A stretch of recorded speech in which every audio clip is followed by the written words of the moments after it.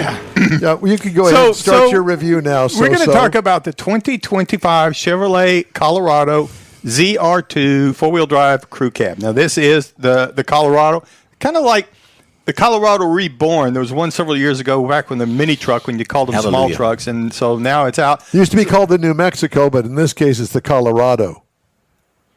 Yeah.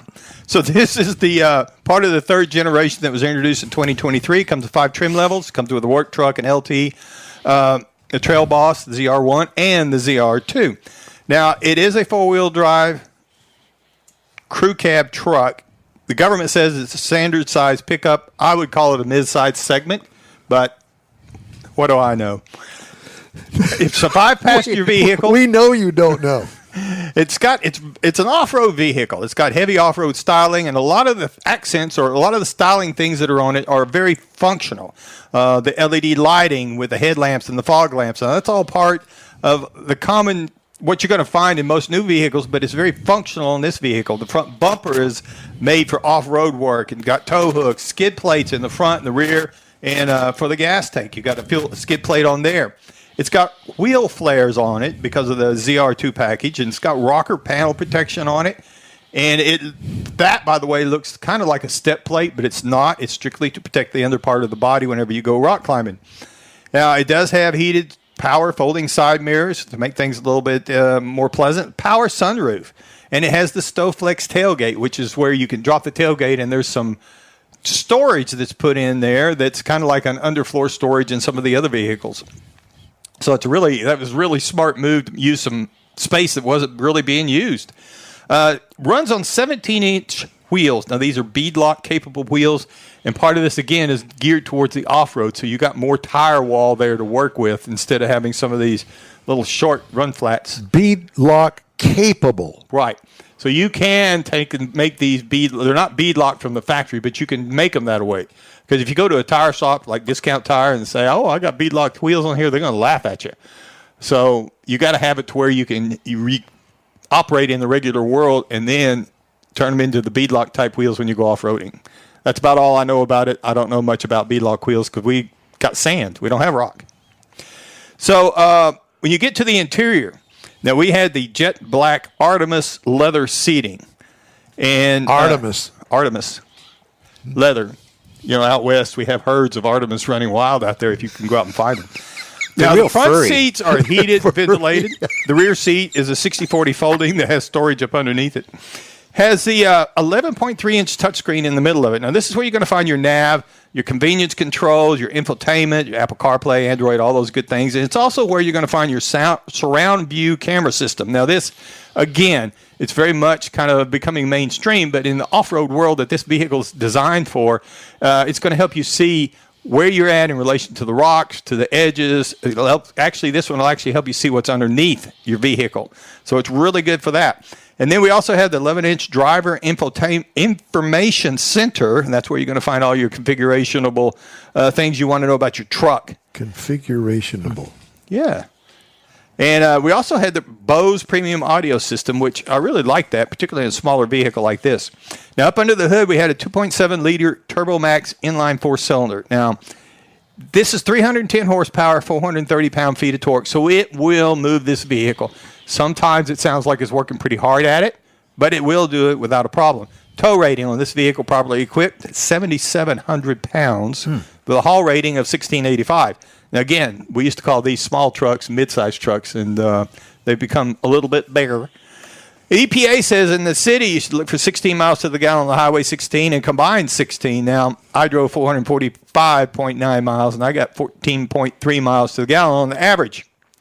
And I will tell you that during this time, it does have a very firm truck ride.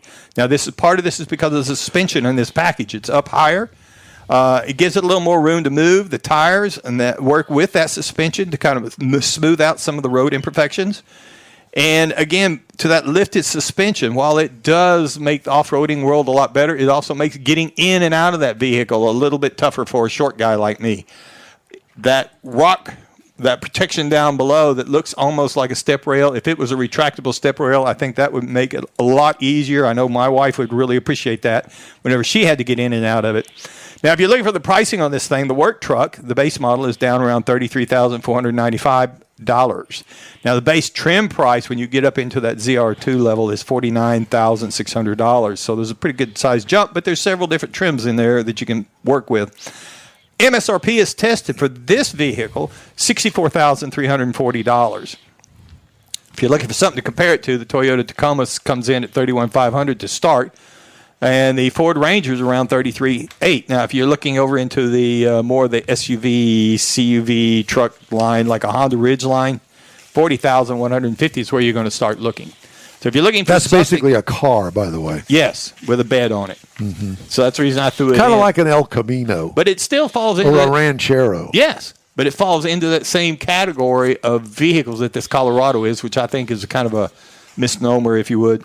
And but I do think if you're looking for something that you want to take off-roading and you want something to start with, or maybe you just don't want to wrench it yourself, this is a vehicle you ought to look at. And more importantly, you can put it in the dang garage. Absolutely. Because you're not going to be able to put a full-size truck in there anymore. No. You used to be able to. And out west, they got the three-legged hairy Artemis that you could get your seats in. in. The three-legged one. Three-legged, yeah. Yep.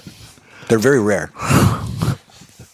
That's my review of the 2025 Does it walk Colorado upright? four-wheel drive ZR2 Crew Cab.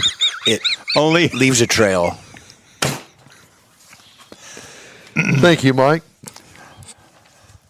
You're quite welcome, Are sir. you going to send that off to General Motors and say, here's my review? After I do a little editing. Time now for some...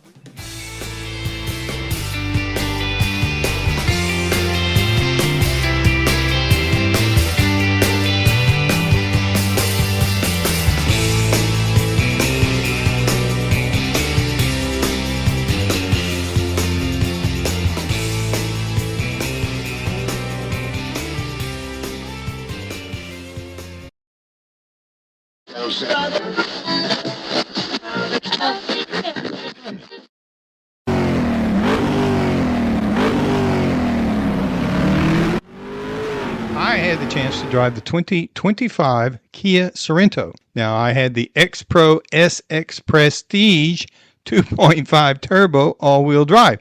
Now, that's because this vehicle comes in 5 base trim levels, LX, SEX, SX, and then the SX Prestige at the top of the line. However, there are 2 add-ons you can have, packages I suppose you would call them, the X-Line and the X-Pro.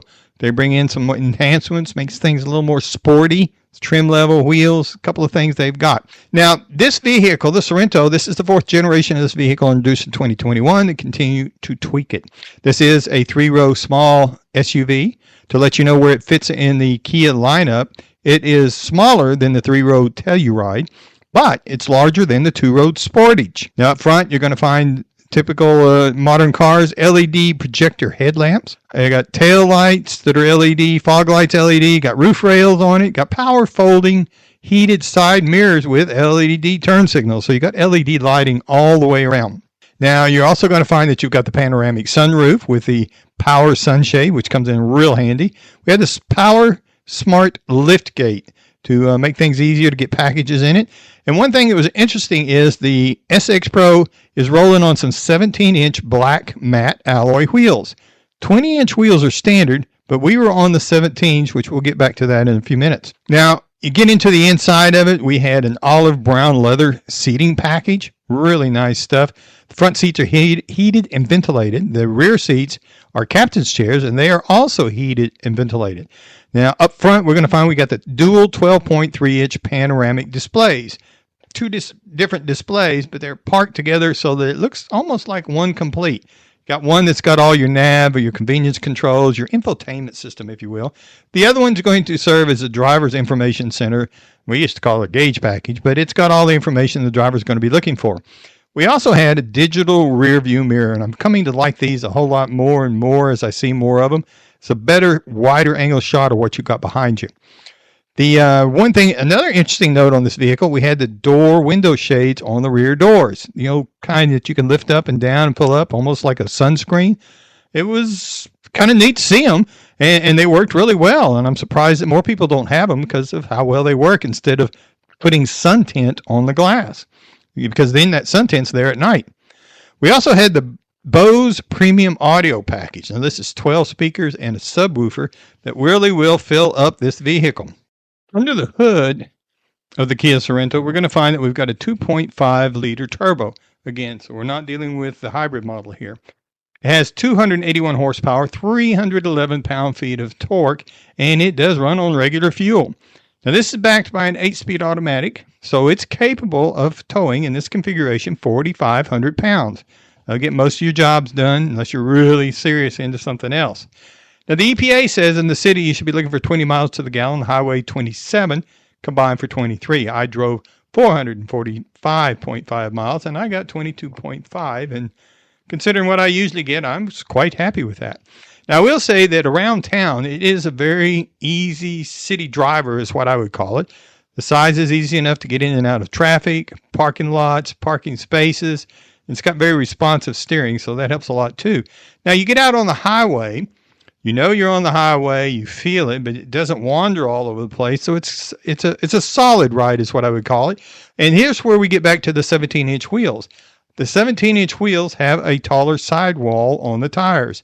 I am not a fan of the run flat tires because they have no sidewall. Every one of them I ever been in were rode rough, and I understand why, but it's not something that I care for. And I think this high-level trim of the Sorento is the reason they've got the 17-inch on there to make it ride much better. Now, if you're looking for something to price-wise, the base model is going to be $33,405. Now, that's for the LX model. Now, the base trim price on the Prestige is up at $47,390, and MSRP as tested is $49,400. Now, if you're looking for something to compare that to, because it is a very crowded segment, there's a lot of things to choose from in there. The Honda CR-V starts at $30,100. The Toyota RAV4 comes in at $29,250 for starters, and the Subaru Ascent is up at $38,910. So again, there's a lot of things to look at in that segment. And if I was to start looking at it, I would definitely look at this as be one of the first I would look at, because there are so many choices, but also my wife's got a 2015. We've had it for 10 years. It's serviced us really well. It's got 100,000 miles on it now. No problems so far.